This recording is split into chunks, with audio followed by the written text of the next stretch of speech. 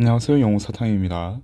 자, 오늘 영상에서는 한국지리 4단원 하천지형과 해안지형을 살펴보도록 하겠습니다. 자, 이 단원에서는 첫 번째로 하천지형에 대해서 우리나라 하천들이 가지고 있는 특징들과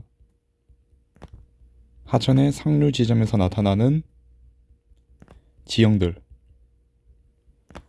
그리고 하천의 하류 지점에서 나타나는 지형들에 대해서 학습하고요. 또 이어서 해안지형에 대해서 마찬가지로 우리나라 해안지형들이 가지고 있는 특징들, 그리고 해안의 침식 지점에서 나타나는 지형들과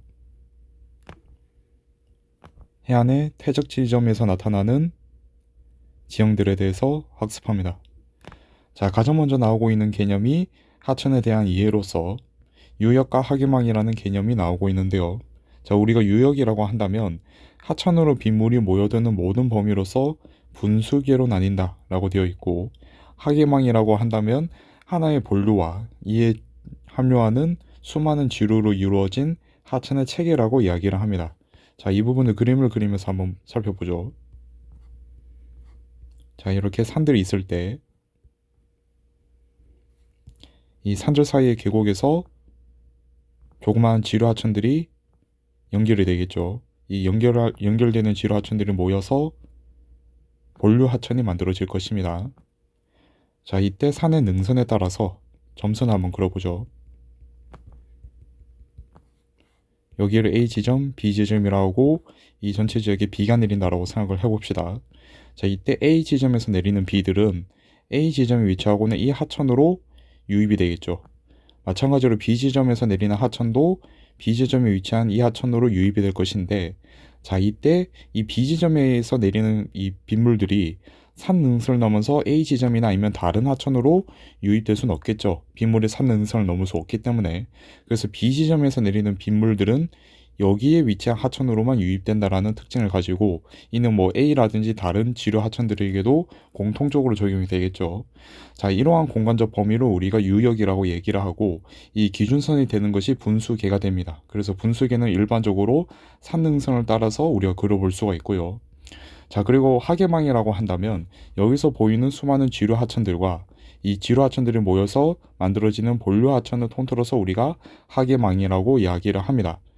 자, 이 하계망을 뭐 산이라든지 이런 구조물들을 제외한 채 한번 그려보면,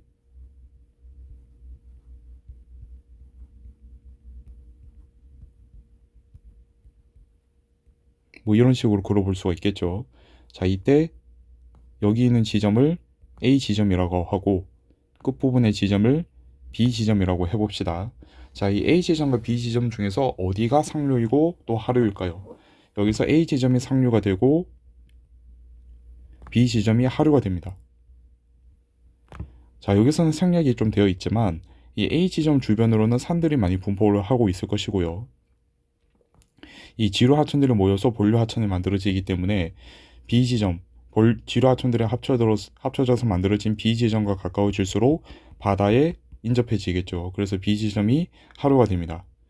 자, 이 상류 지점과 하류 지점을 비교를 해보자면요. 자, 먼저 상류 지점 같은 경우에는 하천의 경사가 급하다라는 특징을 가지고 있습니다.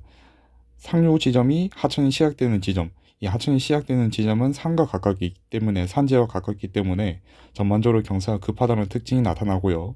그리고 하류 지점은 가면 갈수록 바다와 가까워지기 때문에 경사가 완만해진다는 특징을 보이게 됩니다.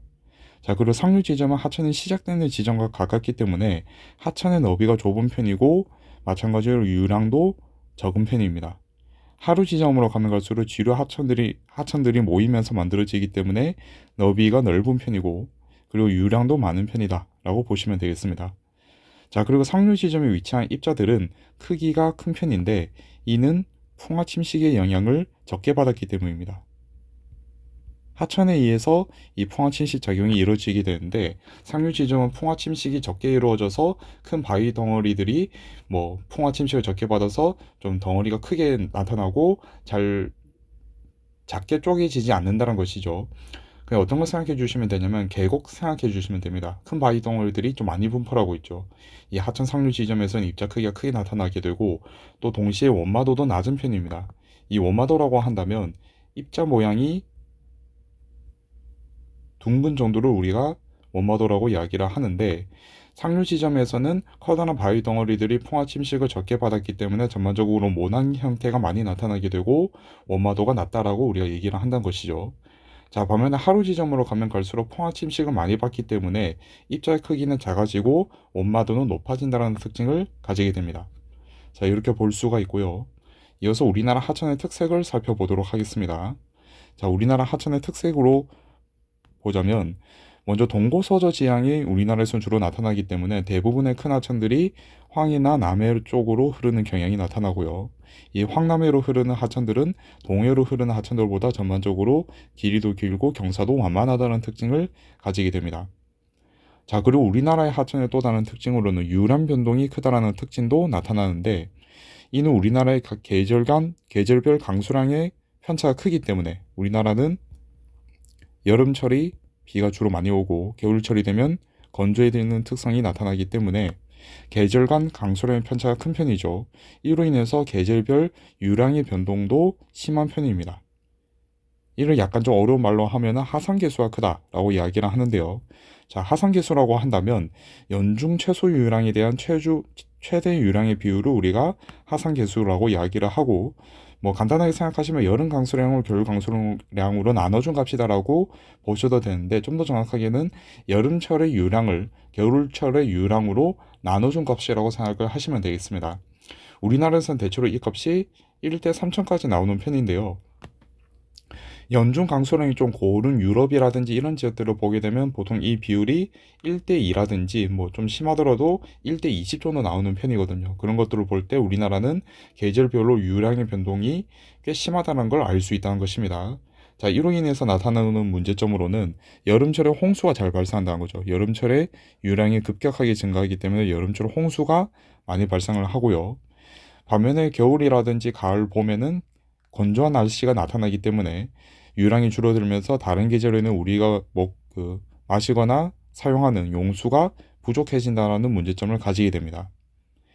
또 한편으로는 이로 인해서 수력 발전이 어려워지는데요. 이 수력 발전은 물이 물이 떨어지는 그 힘을 활용해서 낙차를 활용해서 전기를 만들어내기 때문에 이 댐을 열어줘야 되는데 여름철에는 유량이 많아서 이 댐을 열 수가 있지만 겨울이라든지 가을, 봄에 유량이 적다고 한다면 이 댐을 못 연다는 거죠. 많이 못 열기 때문에 수력 발전에 어려운 점들이 있습니다. 자, 그 다음에 하천 교통에 불리한 점도 나타나게 됩니다. 여름철에는 유량이 많은 편이기 때문에 충분히 배를 띄울 수가 있지만 겨울철이 되면 유량이 줄어들어서 배를 못 띄운다는 거죠. 배를 띄우게 될 경우에는 강바닥에 배가 부딪히기 때문에 하천 교통에 불리한 점이 나타난다라는 것이고요. 자, 그 다음에 이를 해결해 주기 위해서 우리나라에서는 저수지라든지 댐과 같은 수리시설을 많이 건설하는 편이고 또 삼림 녹화도 많이 진행을 하는 편입니다. 이 삼림 녹화를 진행하게 되면 나무라든지 식물들이 비가 많이 내릴 때에는 수분을 빨아들이고 건조한 날씨가 나타나면 수분을 뱉어내는 성질이 있어서 효과가 있어서 이 삼림 녹화 사업을 하면 홍수나 가뭄을 어느 정도 좀 예방해 줄 수가 있습니다. 그래서 이런 것들을 우리가 녹색댐이라고 이야기하기도 하고요. 자, 그 다음에 또 이어서 우리나라의 하천의 특성으로서 나오고 있는 개념이 감조하천이라는 개념이 있는데 이 감조하천 같은 경우에는 시험에서도 자주 언급이 되기 때문에 잘 확인해 주시면 좋을 것 같습니다. 자, 이 감조하천이라고 한다면 황남해로 주로 흐르는 이 하천들이 우리나라에서는 황남해를 중심으로 조수 가만의 차가 큰 지역들이 많이 분포를 하고 있습니다. 밀물과 썰물의 차이가 크다는 것이죠.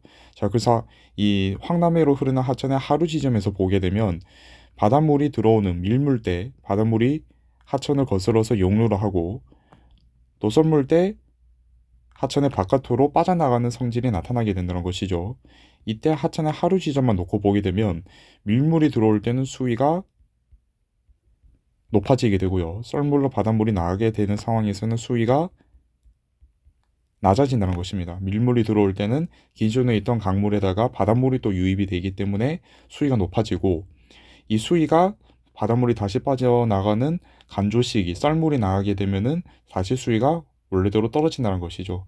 그래서 이 감조 하천 지역에서는 시간대별로 하천의 수위가 위로 올라갔다가 다시 감소하고 위로 올라갔다가 감소하는 성질이 나타나게 되는데, 자, 그래서 이 감조 하천이라고 한다면 이 하천 하류 지점에서 밀물과 썰물의 영향으로 수위가 주기적으로 오르내리는 하천을 우리가 감조 하천이라고 이야기하고 주로 황해와 남해 지역에 많이 분포를 하고 있습니다.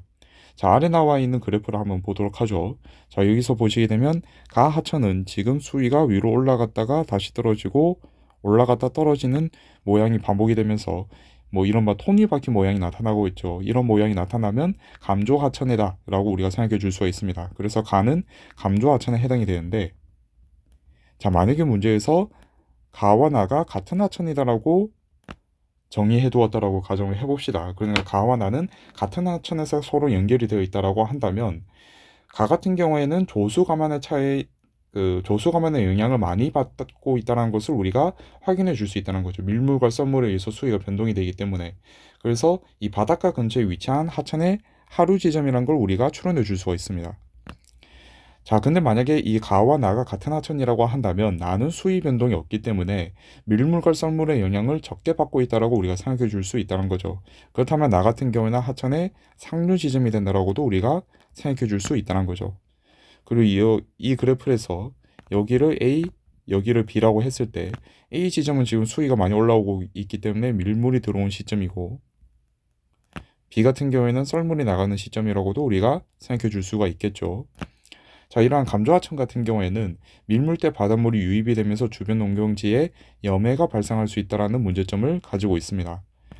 자, 가령 예를 들어서 위에 나와 있는 그림에서 바닷물이 유입이 됐을 때 하천이 범람한다고 한번 생각을 해봅시다. 자, 근데 이때는 바닷물이 섞여 있기 때문에 바닷물에 녹아있는 소금기가 주변 농경지에 스며든다는 거죠.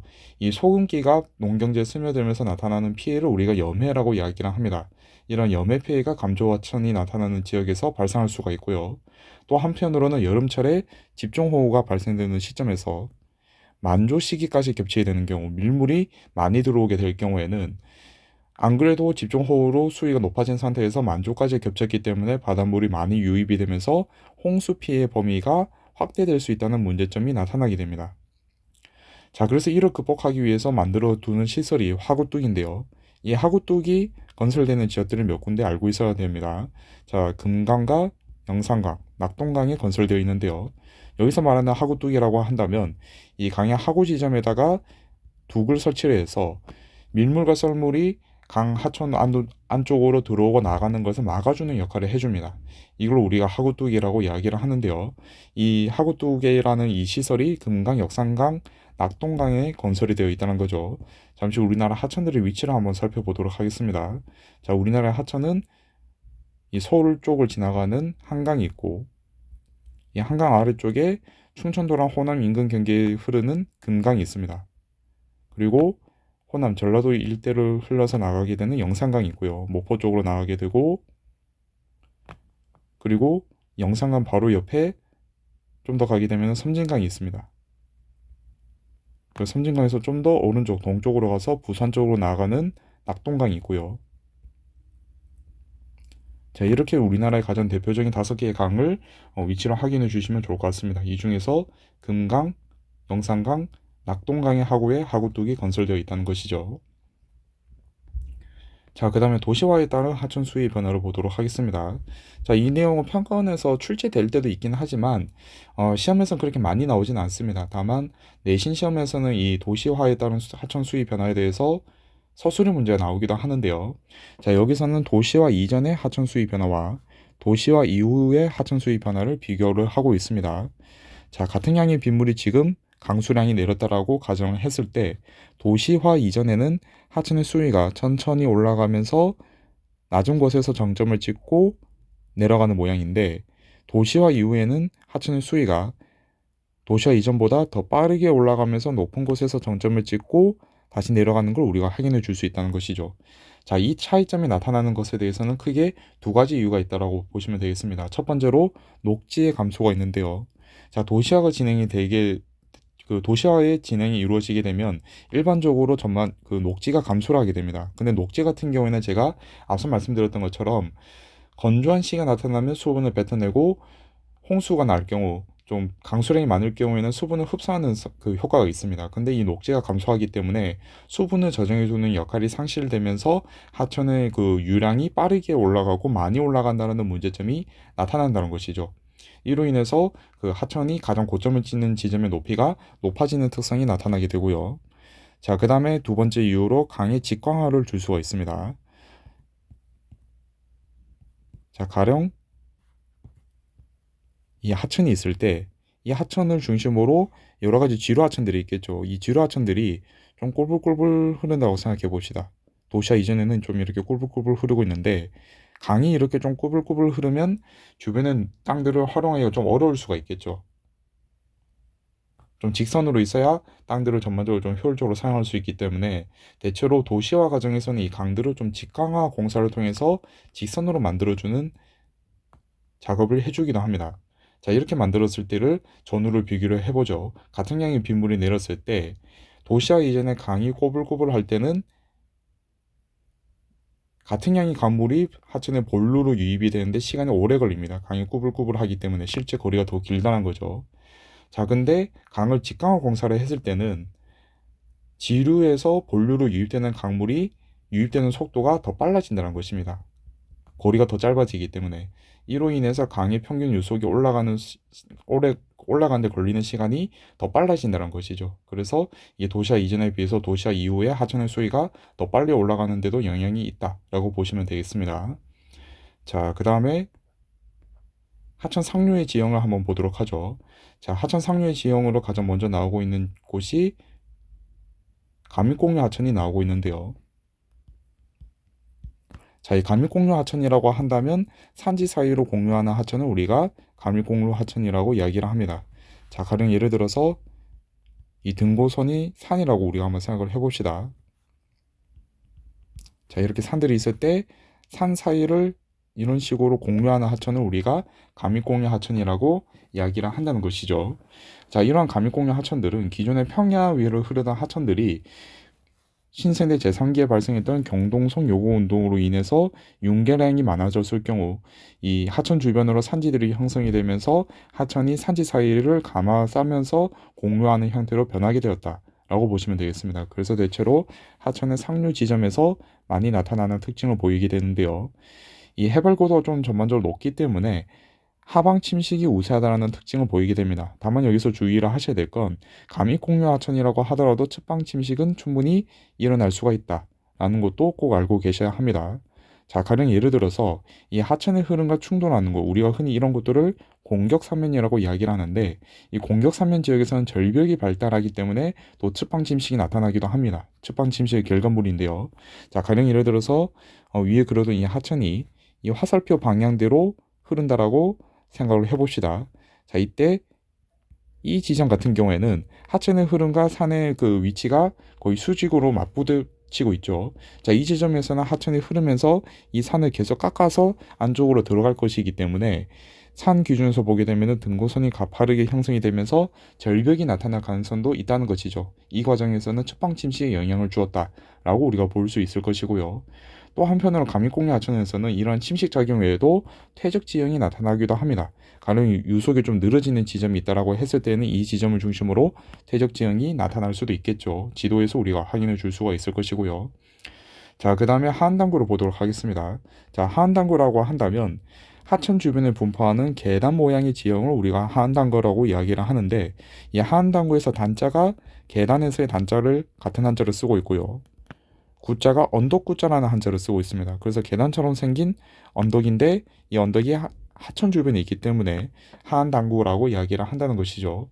자, 이 하안단구 같은 경우는 과거 하천 바닥이거나 범람원이었던 곳들이 지반이 융기 또는 해수면이 하강이 되면서 이로 인한 하방 침식으로 형성이 되었다라고 보시면 되는데 자, 이것도 그림을 좀 간단하게 한번 그려보도록 하겠습니다. 자, 가령 예를 들어서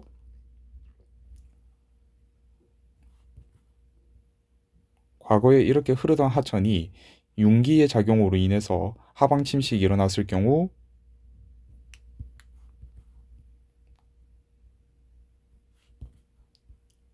이런 형태로 특정 부분이 만약에 침식이 되었고 이 강의 밑바닥 부분이 평평한 곳이 남아 있다라고 했을 때 뭐 이 부분이 지반이 융기된다든지 또는 해수면에 하강됨으로써 이런 모양의 지형이 나타나게 됩니다.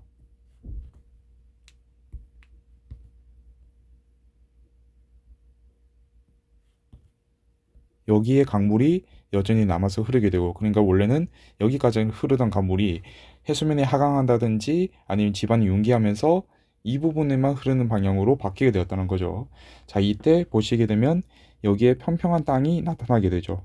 이 계단 모양의 땅이 나타나게 되는데 이걸 우리가 하한당구라고 이야기를 한다는 것입니다.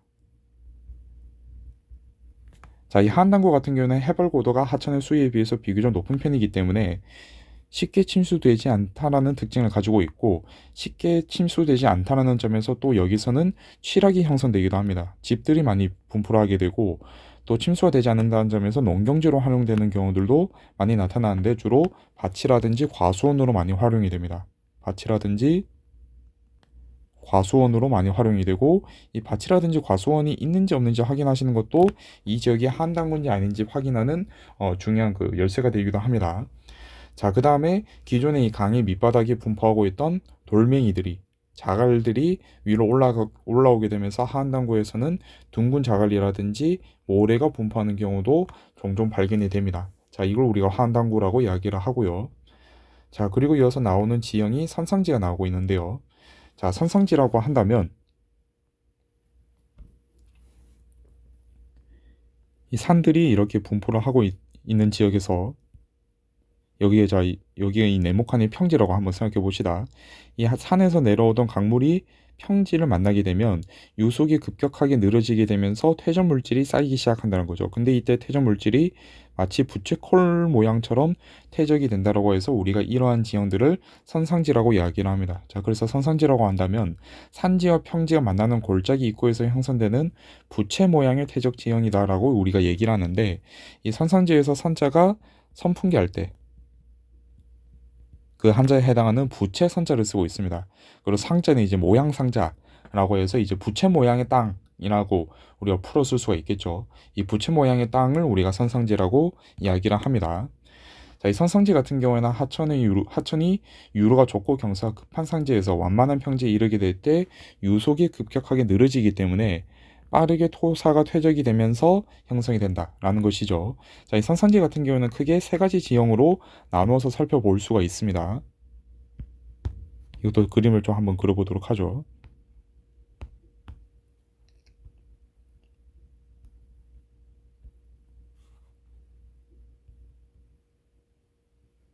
자, 여기서 강물이 평지에 딱 맞는 지점, 이 지점을 우리가 선정이라고 이야기합니다. 이 선상지의 정상부에 해당하기 때문에 우리가 선정이라고 이름을 붙이는데요. 자, 여기서는 강물이 지금 계곡에서 아래로 떨어지고 있는 지점이기 때문에 물을 얻을 수가 있겠죠. 계곡물을 얻을 수 있기 때문에 취락이 입지할 수가 있습니다. 물을 얻을 수 있다는 점에서 사람 살기가 좋겠죠. 자, 근데 이 평야 지역으로 가게 되면은 본격적으로 토사 물질들이 쌓이게 되는데 이때는 큰 물질부터 쌓이게 됩니다.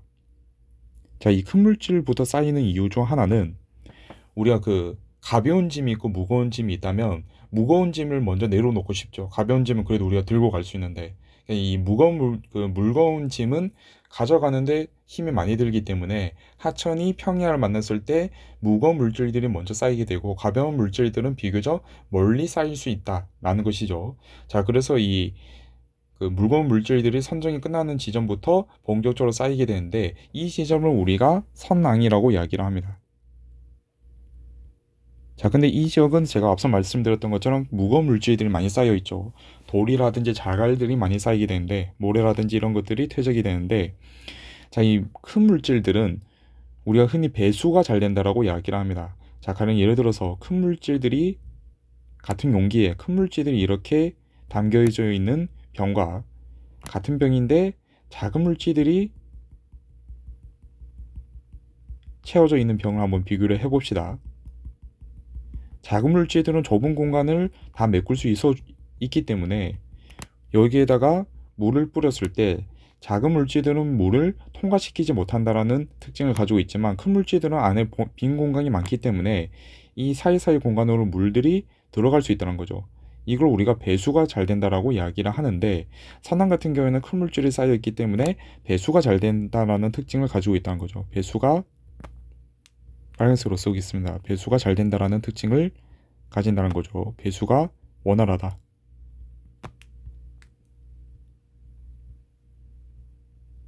자, 이 배수가 원활하기 때문에 선정에서 내려오던 이 계곡물들이 선왕으로 오게 되면은 아래로 스며든다라는 특징을 가지게 됩니다. 아래로 스며들게 되는데 이를 우리가 하천이 복류한다라고 이야기를 합니다. 하천이 지하로 스며드는 것을 우리가 복류라고 이야기를 하는데, 이 입자 크기가 커서 배수가 원활하기 때문에 하천이 지하로 빠져들어간다는 거죠. 자, 그래서 선왕에서는 하천이 복류하기 때문에 지표면에서는 물을 구하기가 어려워집니다. 그래서 칠하기 입자하기보다는 다른 형태로 이 지역들을 활용하게 되는데, 배수가 원활한 지역에서는 주로 밭이라든지 과수원을 운영하기가 좀 용이해집니다. 그 밭에서 키우는 작물들이나 과수원에서 그 키우는 나무들 같은 경우에는 오히려 좀 건조한 지역들 또는 이 수분기가 좀 적은 지역들이 이 밭이라든지 과수원에서 자라는 식물들이 살기에 적합한 지역들이라서 이 밭이나 과수원으로 좀 많이 활용되는 편이고, 논 같은 경우에는 만들 수가 없겠죠. 물이 다 빠져나가기 때문에 논 대신에 밭이나 과수원이 주로 많이 활용이 된다라고 보시면 되겠습니다.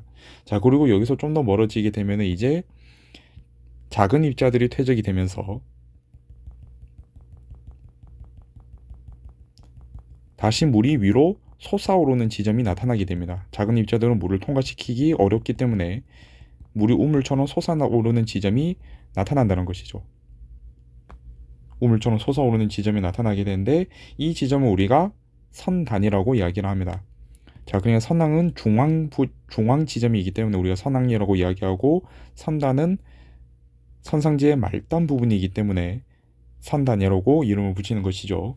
자, 여기서는 앞서서 말씀드렸던 것처럼 입자 크기가 조밀한 물질들이 많이 퇴적이 되어 있기 때문에 다시 복류하던 하천이 위로 우물처럼 솟아오르는 지점이 나타나게 됩니다. 이런 것들을 우리가 용천이라고 이야기합니다. 그래서 그 선상지의 상단 부분에서는 용천이 분포하는 편이고, 이 용천이 분포한다는 것은 물을 얻을 수 있다는 거죠. 물을 얻을 수 있기 때문에 마찬가지로 여기서도 칠하기 입지를 하고 그 물을 가두어서 그 농사를 지을 수 있기 때문에 농농사가 또 이루어지기도 합니다. 밭이나 과수원보다는 주로 논이 많이 활용이 된다라고 보시면 되겠습니다. 자, 여기까지 이제 선상지와 관련된 내용들이고요. 이어서 침식분지로 보도록 하겠습니다. 자, 침식분지 같은 경우에는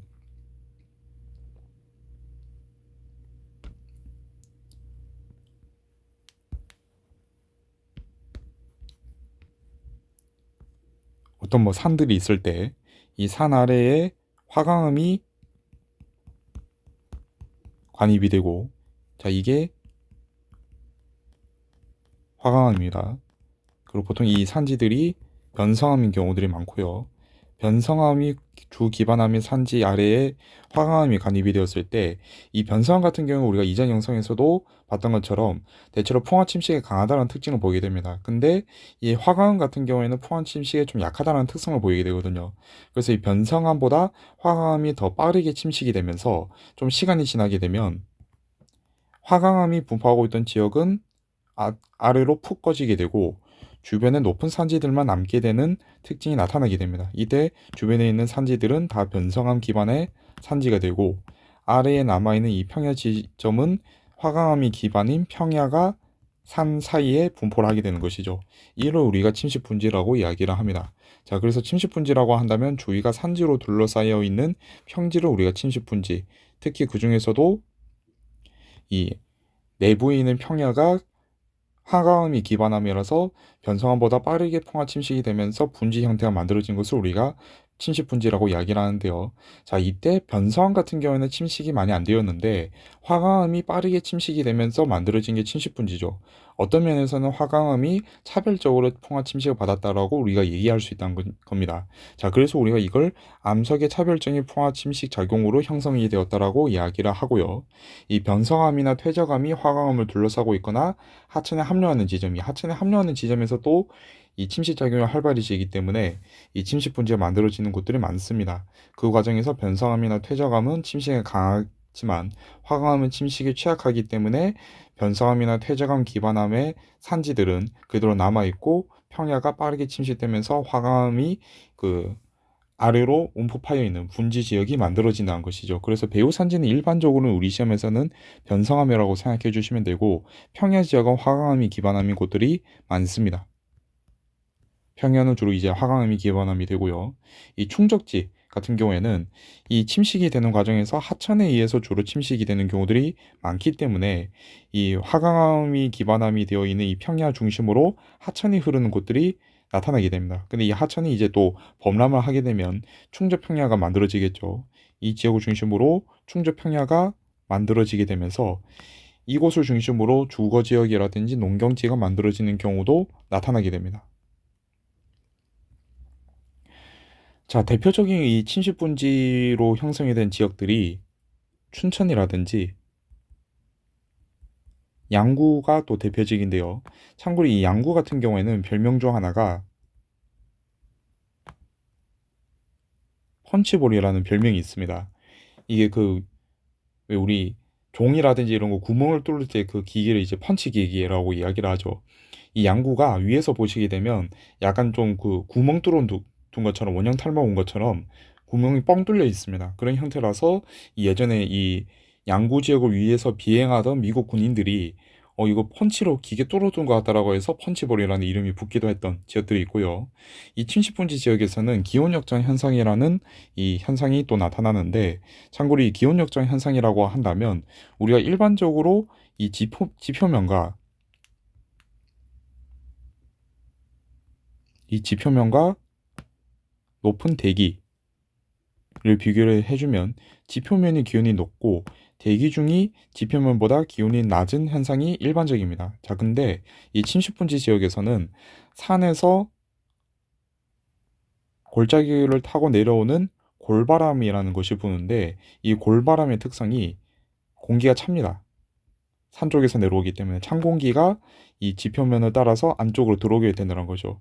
자, 이렇게 되면 지표면을 중심으로 찬 공기가 쌓이게 되는데, 문제는 이 침식분지들은 주변 지역이 산지로 둘러싸여 있어서 이 찬 공기들이 외부로 빠져나가지를 못합니다. 그러면 이로 인해서 지표면 인근의 기온이 떨어지는 문제가 발생하고, 이 떨어진 공기의 기온이 대기 중의 기온보다 더 낮아서 원래는 지표면이 대기보다 더 따뜻해야 되는데 오히려 반대로 대기보다 지표면이 추워지는 현상이 나타나게 됩니다. 이를 우리가 기온 역전 현상이라고 이야기를 하고요. 또 이렇게 기온이 낮아졌을 때 수증기가 이 찬 공기에 만나게 되면 응결하는 현상이 나타나게 됩니다. 이 응결하는 현상으로 인해서 나타나는 대표적인 자연현상 중 하나가 안개가 많이 나타나게 됩니다. 그래서 춘천이라든지 이런 데 보면 소양강 인근 지역을 중심으로 좀 안개가 많이 끼기도 하거든요. 이런 특징들이 전반적으로 나타난다라고 보시면 되겠습니다. 자, 여기는 몇 가지 사진들을 제가 가져왔는데, 감립공유 하천과 하한당구의 형성 과정, 그리고 이 침식분지의 형성 과정들이 각각 나와 있는데, 이 침식분지만 좀 한번 보시게 되면 여기에 하천이 흐르는데 이 하천 인근 지역으로 충저평야가 좀 나타나고 있다는 걸 우리가 봐줄 수가 있겠죠. 자, 그리고 또 다른 그림들로도 보시게 되면 여기 청령포라고 되어 있는 평창강에 흐르는 이 청령포를 보시게 되면 하천이 이렇게 감아서 흘러서 나감으로써 감육공유 하천인 걸 우리가 확인해 줄 수 있는데, 여기 보시면 등고선이 넓은 지역이 지금 나타나고 있죠. 이런 것들이 대표적인 하한 당구에 해당이 됩니다. 이런 것들이 대표적으로 하한 당구에 해당이 되고요.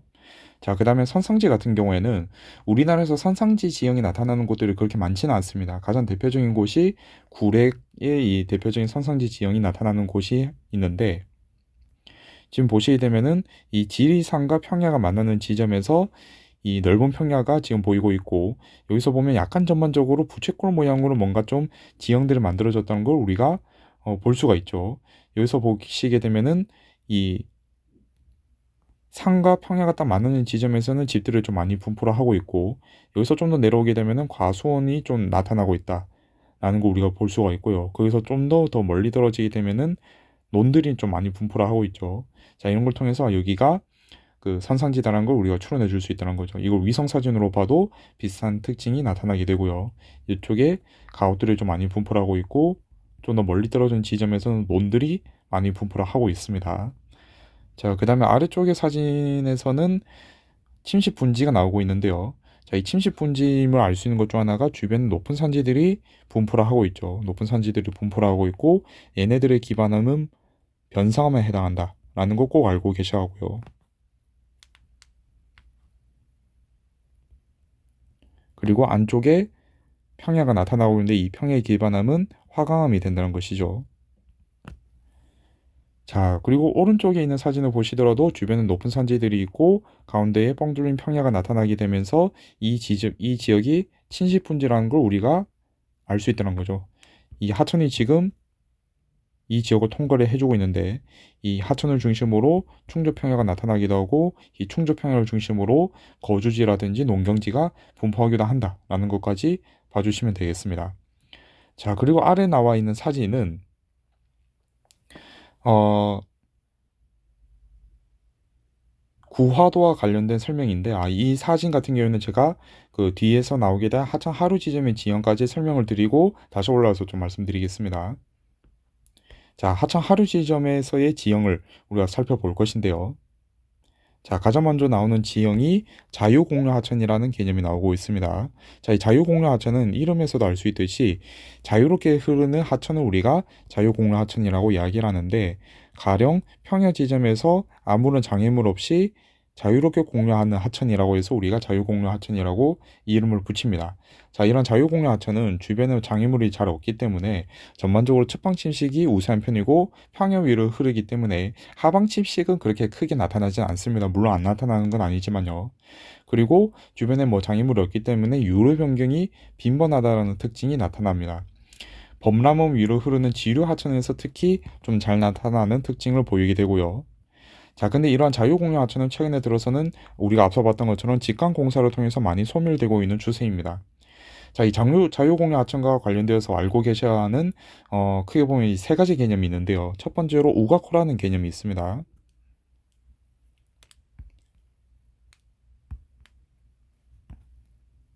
우가코와 구하도라는 개념이 있는데요. 자, 이것도 그림을 통해서 좀 한번 그려보도록 하겠습니다. 자, 과거에는 이렇게 흐르던 하천이 그 좌우로 유로 변경이 활발해지게 되면서 예를 들어서 이런 식으로도 유로가 나타날 수가 있겠죠. 자, 이렇게 유로 변경이 조금씩 심해지면서 나타나게 되었을 때 특히 이 지점에서는 하천이 계속 바깥으로 흘러서 나가려는 경향이 강하게 나타나고 이 안적 지점에서는 유속이 느리기 때문에 퇴적이 일어나면서 오히려 안쪽으로 강안쪽으로 파고들면서 퇴적 물질이 쌓이게 된다는 거죠. 이렇게 되면 이 유로 변경이 더욱더 심해지게 되면서 이 두 지점이 서로 만나는 현상이 나타날 수가 있습니다. 그래서 이걸 그려보면 두 지점이 서로 만나게 되면서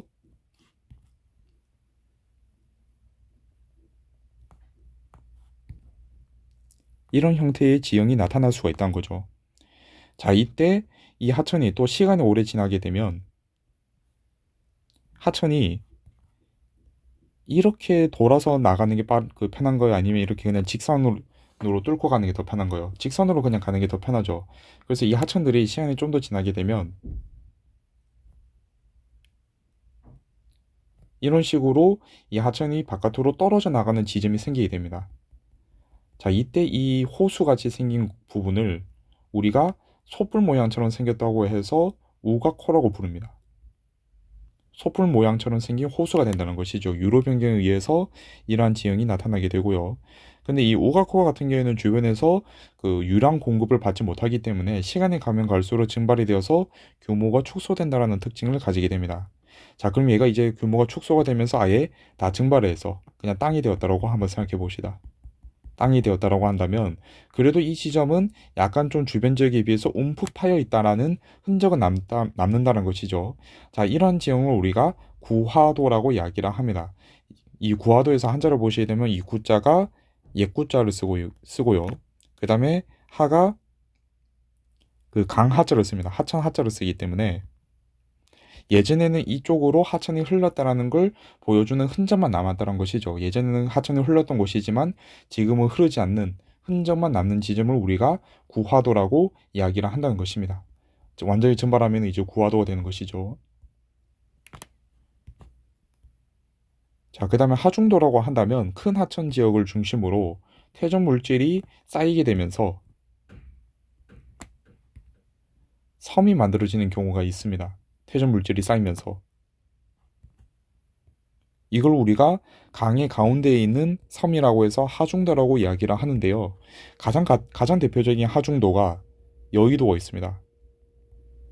여의도도 섬이고요. 그 다음에 밤섬,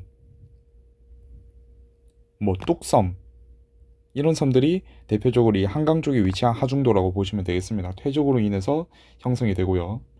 자, 그 다음에 이어서 볼 지형이 범람원이라는 지형이 나타나는데요. 자, 이 범람원이라고 한다면 하천의 범람에 의해서 운반된 물질이 하천의 주변에 퇴적되면서 형성되는 지형을 우리가 범람원이라고 이야기를 하는데, 이 범람원 같은 경우에는 또 후빙기 이후에 퇴적이 되면서 물질이 퇴적이 되면서 형성되었다는 특징을 가지고 있습니다. 참고로 여기서 또 하나 알고 계시면 좋은 것 중 하나가, 가끔 평가원에서 그 제시하는 지형이 후빙기에 형성되었는지 또는 최후빙기에 형성되었는지를 비교해주는 문제가 나오기도 하거든요. 특정한 지형이 최후빙기에 형성이 되었는지 또는 후빙기에 형성이 되었는지 비교하는 선지가 나오기도 하는데, 근데 이때 기준은 최후빙기에 일어난 지형들은 융기에 의해서 나타나는 지형들이고요. 후빙기에 형성된 지형들 같은 경우에는 대체로 침식이라든지 퇴적에 의해서 나타나는 지형들은 후빙기에 형성되었다고 보시면 되겠습니다. 그러니까 이 침식과 퇴적이라는 이 활동들 자체는 현재에도 계속 꾸준하게 일어나고 있기 때문에 최후빙기에 일어난 퇴적 지형이 지금까지 남아있다라고 말하는 것은 틀린 말이 되고요. 이 풍화 침식 과정, 침식과 퇴적 과정은 지금도 일어나기 때문에 이 침식과 퇴적으로 만들어진 지형들은 후빙기에 형성되었다고 보시면 되겠습니다. 그러나 이 용기 같은 경우에는 뭐 해수면이 하강을 한다든지 또는 땅 자체가 융기하는 이 과정들 자체가 우리나라 기준으로는 최후빙기에 발생을 했기 때문에 융기에 의해서 만들어진 지형들은 최후빙기에 형성되었다고 보시면 됩니다. 뭐 가령 예를 들어서 하안단구라든지 또는 우리가 뒤에서 공부하게 될 해안단구 같은 지형들은 최후빙기에 형성되었다고 보시면 되겠습니다. 자, 이 범람원 같은 경우에는 이 자연재방과 배후습지라는 두 가지 지형으로 또 구성이 되는데요. 이 두 가지를 비교하는 게 또 중요합니다. 자, 가령 예를 들어서 여기서도 그림을 한번 그려보도록 하겠습니다.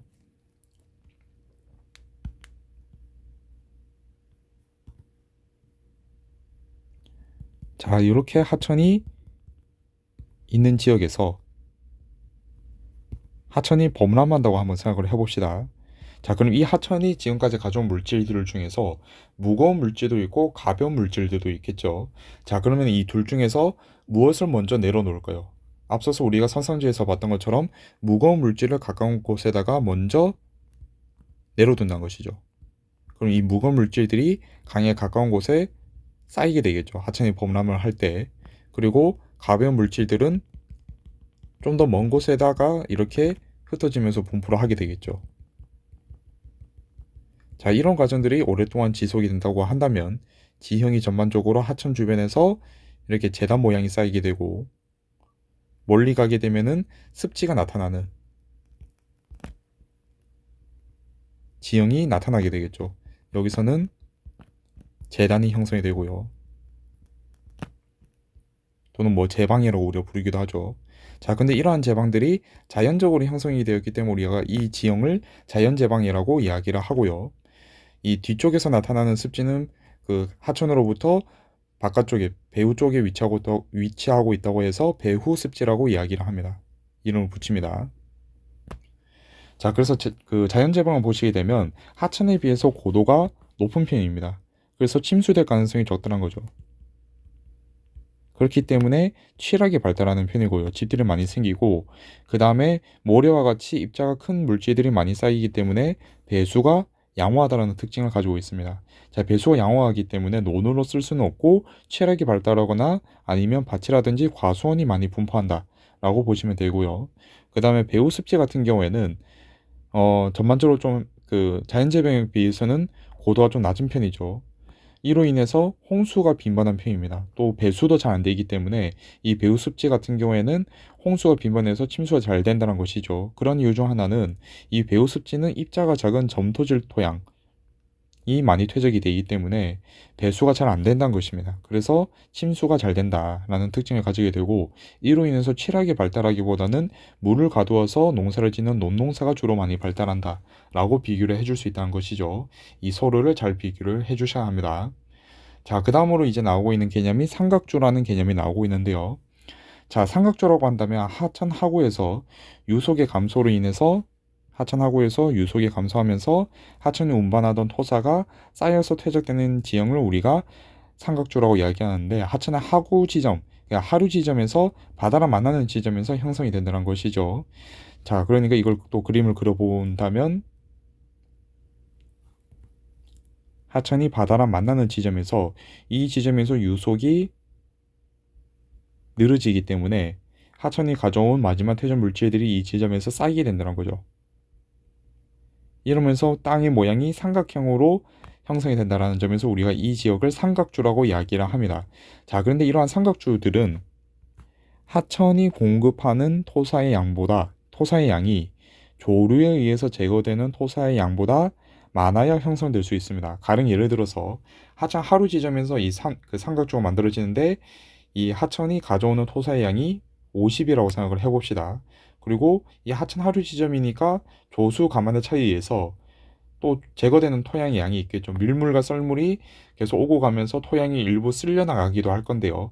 이때 제거되는 토사의 양이 100만큼 제거된다고 해봅시다. 자, 그러면 그 퇴적 물질이 여기에 쌓일 수가 없겠죠. 이 하천이 가져오는 토사의 양이 100이라고 하더라도 퇴적이 안 되겠죠. 이 토사의 양이 150만큼은 그 하천이 공급을 해줄 수 있어야 여기서 계속 꾸준히 50만큼 남을 수가 있겠죠. 이러한 조건에 맞춰주어야 삼각주가 형성이 된다는 것입니다. 그래서 실제로 우리나라에서도 삼각주는 그렇게 잘 나타나진 않습니다.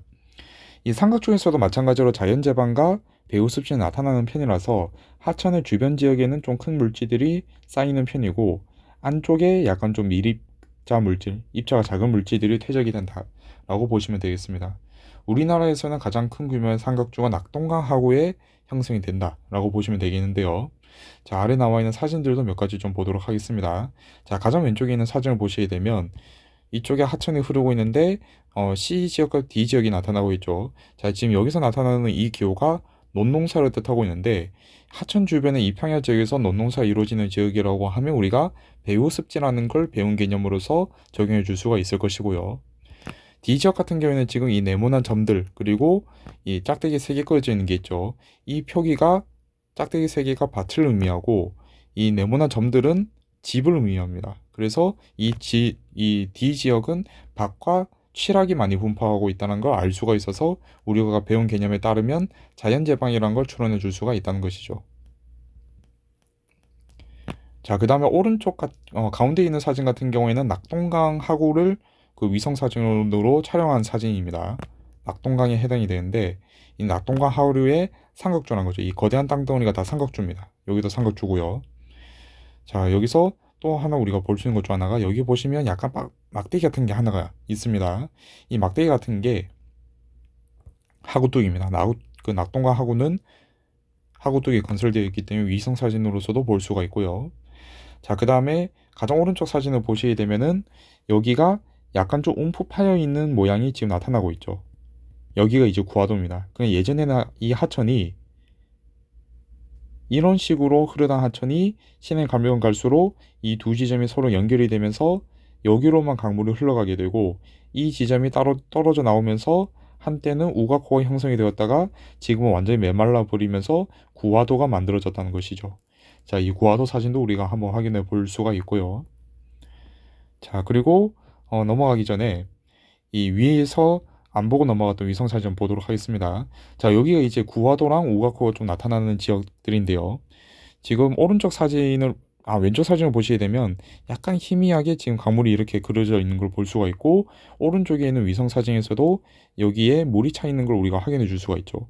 자, 그러니까 이게 과거에는 하천이 이런 식으로 흘렀다가 이제는 이 하천이 이렇게 흐르는 방향으로 바뀌게 되고, 여기가 점점 서서히 메말라가면서 일단은 지금 이 위성 사진에서는 여기만 물이 차 있다는 걸 우리가 확인해 줄 수 있다는 겁니다. 자, 그런 의미에서 아직까지는 이 지역이 우가코에 해당이 되지만, 시간이 지나면서 이 하천이 마르게 되면은 구화도가 되겠죠. 자, 이걸 이제 제가 강조하는 이유 중 하나가 분명히 이 지점은 주변에 산지들이 많이 분포하고 있다는 걸 볼 때 감익공유 하천이지만 우가코나 구화도 같은 지형들이 충분히 나타날 수 있다는 걸 보여드리기 위해서 가져왔고요. 자, 이때 나타나는 특징 중 하나가 가운데에 이 구름 형태의 언덕이 나타난다는 걸 잘 체크를 해주셔야 합니다. 이런 형태의 언덕이 나타납니다. 그 감익공유 하천에서 나타나는 우가코라든지 구화도는 대체로 이런 언덕을 끼고 있는 경우들이 많습니다. 그러니까 예전에는 이 언덕이 주변 산지들하고 연결되어 있는 경우들도 많았을 텐데 이 하천이 계속 침식을 하면서 지금 이 충돌하는 지점이기 때문에 침식을 하면서 조금씩 이 사이를 파고 들어가다가 나중에는 이 전체를 휘감아 가는 형태로 흐르게 되었고 다시 나중에는 이 짧은 경로로 유로가 흐르게 되면서 바깥 지점은 말라버리게 되는 우가코가 되었다가 말라버리면서 구화도가 되는 특징을 보이게 된다는 것이죠. 그래서 일반적으로 감밀공유 하천 지역에서 나타나는 우가코와 구화도는 이 언덕을 끼고 있는 경우들이 많고요. 그 주변으로 낮은 지대가 이 언덕을 감싸고 있는 형태가 나타난다라고 보시면 되겠습니다. 이런 지형이 나타나면 우가코 또는 구화도가 된다는 것이죠. 이를 또 한번 확인해 주시면 좋을 것 같습니다. 자, 여기까지가 하천 지형에 대한 전반적인 내용이고요. 해안 지형에 대해서는 또 따로 영상을 분리해서 올려드리도록 하겠습니다. 이상 영웅사탐이었습니다. 감사합니다.